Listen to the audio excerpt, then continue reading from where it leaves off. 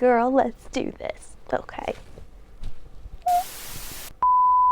Hello, good people, and welcome to my channel. It's your girl, MZ Caps, coming at ya. Thanks for stopping by. Today's video is really awesome, and I'm so excited to share it with you. I'm here for it. Let's get into it. Okay. Today we are going to be discussing how to survive the holidays with a chronic illness. The holidays are coming up no matter what religion you are, what you celebrate. If you're not religious, it doesn't matter. There's still gatherings with family and friends this type of year. Whether it's the holiday season or Thanksgiving or New Year's, it's unavoidable. Maybe a little bit less so this year because of things going on in the world, but still, people will be gathering. Hey guys, Editor MZ here. I just wanted to say that I'm aware that a lot of the new cases of the virus have been happening because of small gatherings and people getting together at little events like dinner parties and whatnot. I just wanted to say that personally I will not be attending any parties this year or hosting any events. But that being said, you have free will, and even though I wouldn't do it, that doesn't mean that you're not going to do it. So if you're watching this in a future year, please ignore. But if you are watching this in 2020 or probably 2021, please remember to be safe and put the health of yourself and others above all else. If you're going to go out, be mindful of what you're doing and the precautions that you're taking. Okay, thanks. Back to the video. Holidays can be a particularly challenging time of year when you're sick, especially if people have a lot of expectations about what you will or should be doing. No matter what you celebrate, everybody seems to be getting together to celebrate something. This is very exciting, but it can also be overwhelming for someone who isn't the picture of perfect health. Going out or hosting an event takes a ton of energy and lots of spoons, especially since there's also the before and after where you have to clean up or get ready before the event. It can be a whole ordeal if you aren't prepared. Hopefully, these tips and tricks will help you have a more enjoyable holiday experience this year and will help get you through the days. I think we could all use a little bit of fun after surviving 2020. That being said, if you are going to be at events with friends and family this year, please be careful. Wear a mask and social distance and use hand sanitizer. Take precautions when you can. For the love of God, people, it's not that hard. Okay, enough lecture. Let's get into it. Let's go to my tips and tricks for surviving the holidays with a chronic illness. First tip, keep an emergency supply kit on hand with meds and different comfort measures in case you start running out of steam. Personally, in my bag, I have things like my salt pills, my blood pressure medication, my pain cream, my vape pen, not gonna lie. That helps me control my chronic pain, and they help me control my symptoms, and they help me eat. Let me know in the comments down below if you want to hear more specifically about the different comfort measures I've found to deal with my chronic pain and invisible illnesses.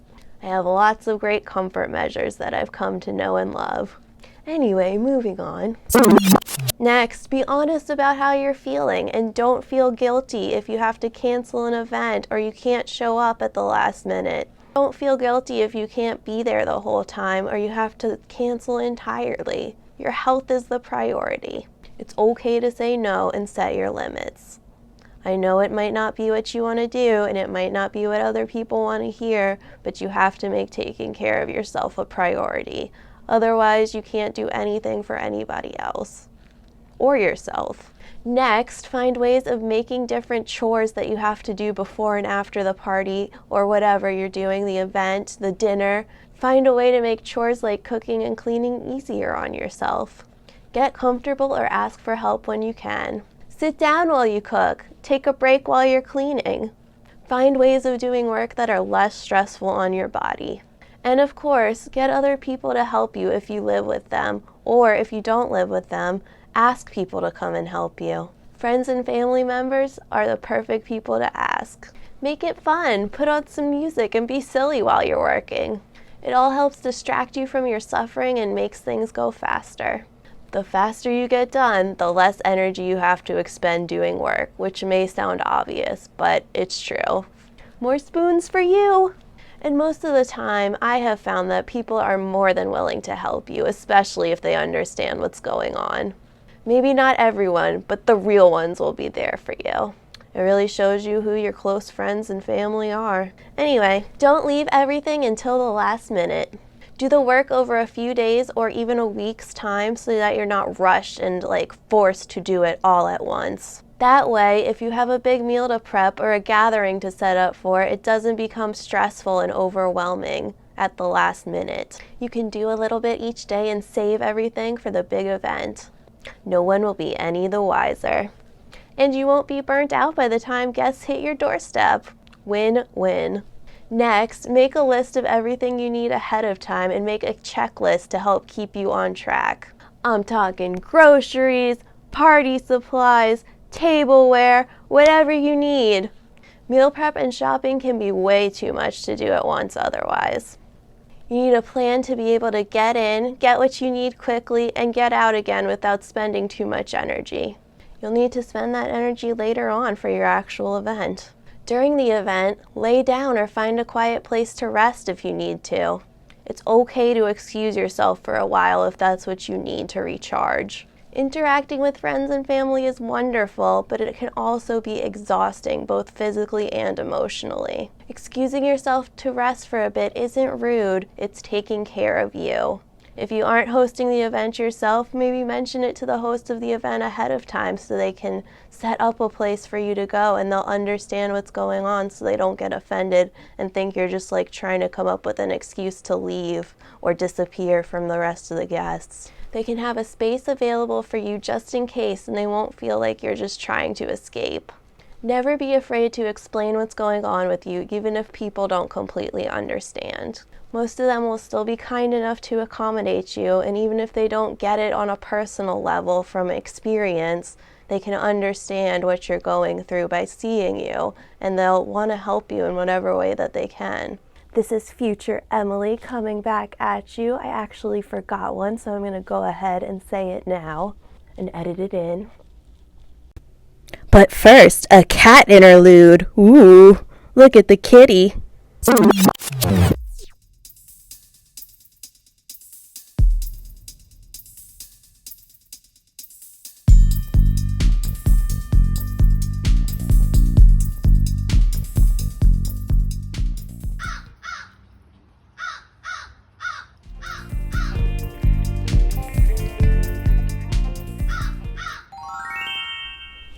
Ask for help up front so everything isn't too taxing for you. Never be afraid to ask for help. Have people bring dishes. If cooking everything is too much, go potluck style. Ask some people to come early to help you set up or to stay late and help you clean up. Assign chores beforehand if you live with people so that everyone can help participate in the prep. You can still participate, but it won't be as much struggle and as much of an effort as it would be if you had to do it all by yourself. Don't feel guilty or bad about it.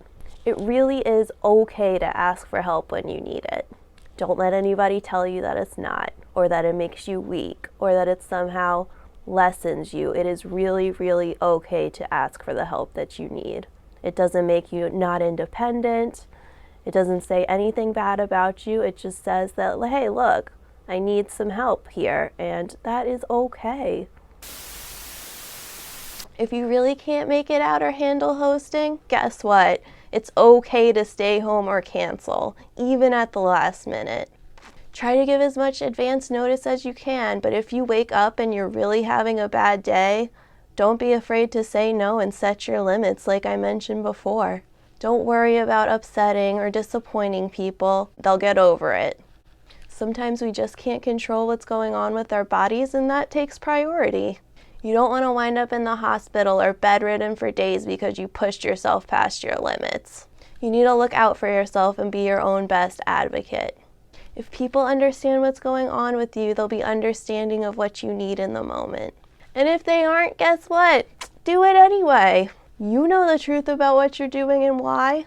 You don't need to convince anybody else. Next, prep yourself by not overworking yourself in the days leading up to the celebration. Make sure you're rested and well taken care of for the best chance of success. If you run yourself ragged before the actual event, you probably won't enjoy it very much. And you might even need to cancel, who knows? You need to plan ahead for special days. You do want to actually be able to enjoy your time with loved ones after all. Schedule yourself so you get things done before the last minute and try to get a good night's sleep the night before if at all possible. Next, for all you globe-trotters, if you take any, make sure that your prescriptions are filled and that they're safe to take with you while traveling.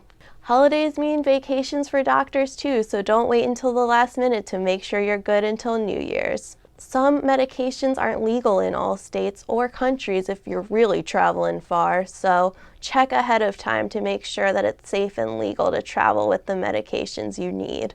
Make sure you speak to your physician and go to the pharmacy at least a week in advance so that if anything goes wrong or they don't have your prescription ready yet, you'll have time to correct the situation. The last thing you want is to run out of medications and be forced to go to the ER or to go into detox because you can't get any more, especially if you're traveling, if you're not at home. You don't want that to happen. Trust me, it's happened to me. It's a whole ordeal. Don't do it to yourself. Next, don't feel obligated to make other people feel comfortable. If you start feeling bad while standing and talking, for example, ask to take the conversation to a more comfortable place, like a chair, so you can relax. Make the conversation more comfortable for you. Sit down and relax on a chair or a sofa or even a bed if you need to. Don't stand all night in agony to make other people feel better about you. Take comfort measures. I can't stress that enough. Who cares what other people think if you do? It does not matter. What matters is that you are comfortable. Last but not least, try to enjoy yourself. It is a celebration and a holiday after all.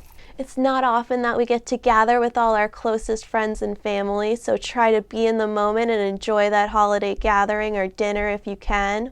Try not to focus too much on your suffering and instead put that energy into making good memories and having fun with the people around you.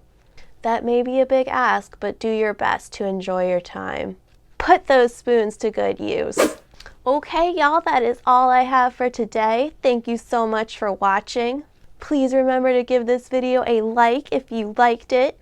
Also, please subscribe for all my newest videos straight to your screen. I post a new video every 2 weeks. I know the holidays can be a challenging time, especially when you have a chronic illness, but hang in there and make those memories however you can. Whatever you need to do to best support yourself, do it.